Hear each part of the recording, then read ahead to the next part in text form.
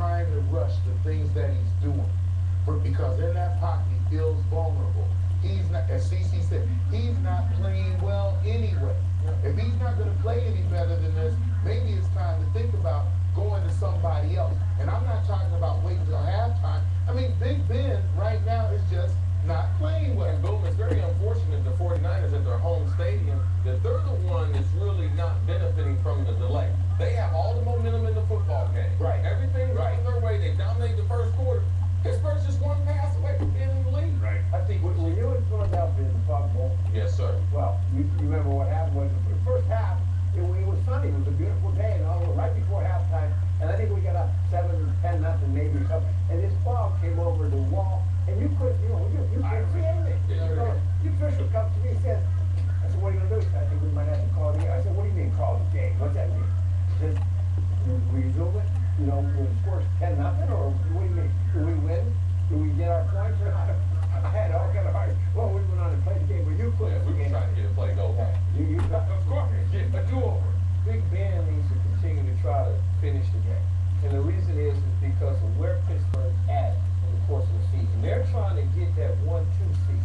Okay, they need that 1-2 seed. They don't want to have to go on the road and play in the playoffs. They've already lost twice to Baltimore.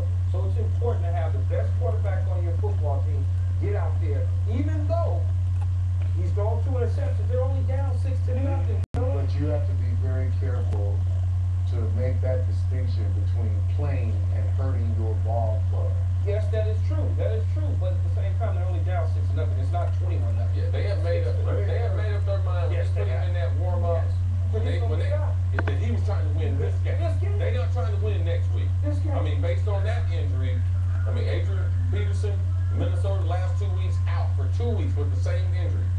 Off of yesterday, again, we had a lot of this on Monday Night Countdown, but we're going to reiterate because we have a lot of new viewers tonight as we wait for resumption during a power outage at Candlestick, one right before kickoff and one now here early in the second quarter when the score is 6-0 49ers. They have decided, after yesterday, my point was that, look, that would be classic on any given Sunday. Teams with losing records 7 times beat teams with winning records. That being said, the gamble, and they've made the decision, is to play back. Because, what are they, home to St. Louis, at Cleveland, and then if it all goes well and the Steelers win this game, off, then home. Who knows if he doesn't play the next 2 games and they try to get by. I mean, a lot of assumptions. He's made assumptions yesterday that they fire the coach. They beat a team that had lost the next week. So that's a dangerous game. But they do know that at least in looking at any tape and looking at any record, that on paper, San Francisco is going to be the toughest game for them to keep winning by. So, as you point out, Chris and fellas, they made the decision. So they reshoot. I mean, again, we're only guessing here, guys. We're reshoot whatever. I think they will reshoot it. I've been shot at halftime. But the fact of the matter is that we're talking about them running off a 3-game win streak in order to get that #1 seed, right? So this is not, it's about tonight. But it's also about the next 2 games after that as well. So what kind of damage is done? I think CC pointed out. What's he going to be in 2 weeks? What's he going to be next week when they get ready to play? Is he going to be able to, you're going to shoot this thing every week going into the playoffs? Trying to get a bye? There's a lot of question marks, and the biggest one right now for me is the way that he's playing. Right. It's the way he's playing. And the one thing about this game that makes this game a little more significant, guys, is their playmaker on defense, James Harris, he's not playing this game. Now, he'll be back for the other 2 games. Right. So the combination, you get him back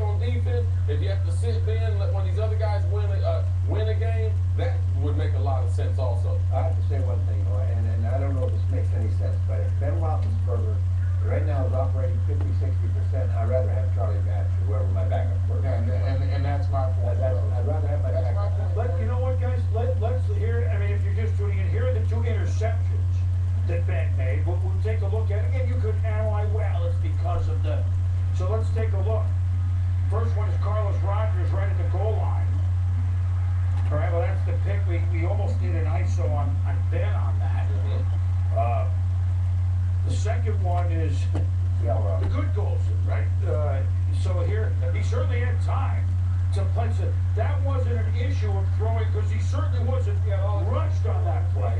So what do you see in that? You see The ball was sailing. Ball sailed. Ball sailed on him.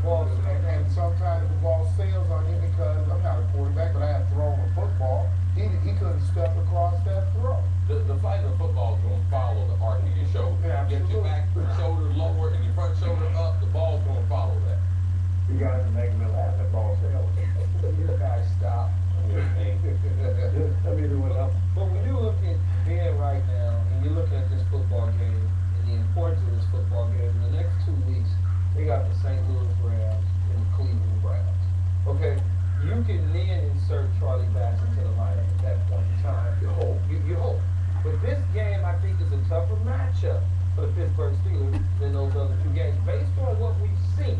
Now, obviously, Kansas City lost. I mean, I can't see beat Green Bay. We all thought, oh, walk in the park, and so the Green Bay Packers. I'm just like CC said, when they make the decision to play him, he's there playing the night for the long haul. They're not looking to pull him out at any point in time in this game, especially at 6. Let me just say something on Charlie Batch. I know he's not the youngest QB there, but remember when Ben missed the suspension the first 4 games? Right. Batch, I thought, was kind of an MVP for Pittsburgh on steadying the course and helping them get eventually to the Super Bowl. So it's not like he can't play. We can't play is the problem. Why are we talking football over the shot of Candlestick Park? Oddly enough, in Candlestick, when we're trying to put the lights on and play some football. Might need a couple of candlesticks. I know that. Keep going. This is so. James Harrison. If I can't, this is his tweet a moment ago. If I can't play, then can't nobody play. Lights out. Well,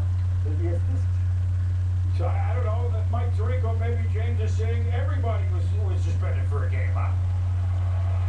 Maybe trying to imply that, Chris, thank you. The power has come back on, so this will be about a 16-minute delay. It looks like we're ready for play. The players, as you guys were talking, and we were showing, were staying as loose as possible. The power is on in the city. This seems to be somewhat localized.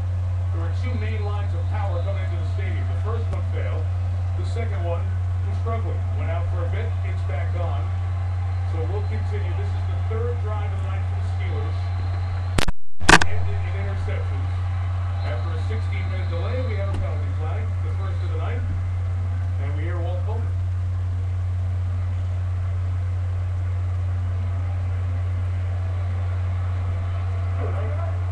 Grossman, number 91, defense, 5-yard penalty. Your first down.